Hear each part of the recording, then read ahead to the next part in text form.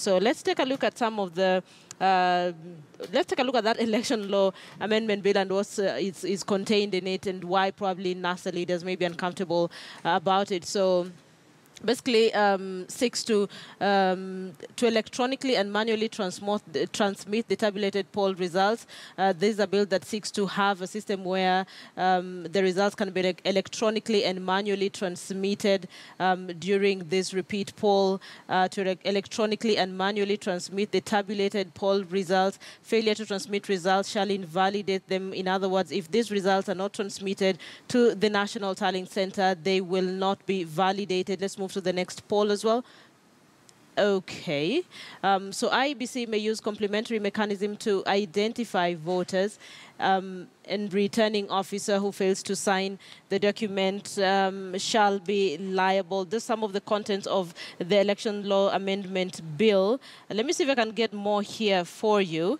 On the changes that are being proposed. So on Form 34As and 34Bs, the bill seeks to make it mandatory for IEBC chairman to have all the Forms 34A and 34B before announcing the particular results. The presiding officer who knowingly fails to sign the document shall be liable upon conviction to imprisonment for a term not less than 5 years. And then there's something very interesting. And for those of you who have been following the political landscape in the country, you'll understand why I'm saying this is very interesting. It says, an eligible candidate for an election pursuant to Article 140, subsection 3 of the Constitution may withdraw from the election by notice in writing to the Commission. And this is where you need to understand this. So A, where there are more than 2 remaining candidates in the election after the withdrawal, the election shall proceed as scheduled. B, where only 1 candidate remains after the withdrawal, the remaining candidate shall be declared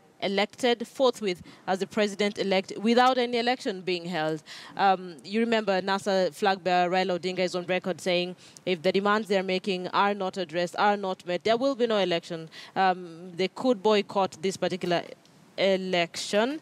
And of course, so reading into this and listening into what the NASA leader had to say, and I remember a couple of days ago, Deputy President William Ruto was very categorical. He just told the NASA flag bearer Raila Odinga, I mean, if you're uncomfortable with this whole thing, then just boycott it. We'll still go on. So let's see how that goes. Let's cross over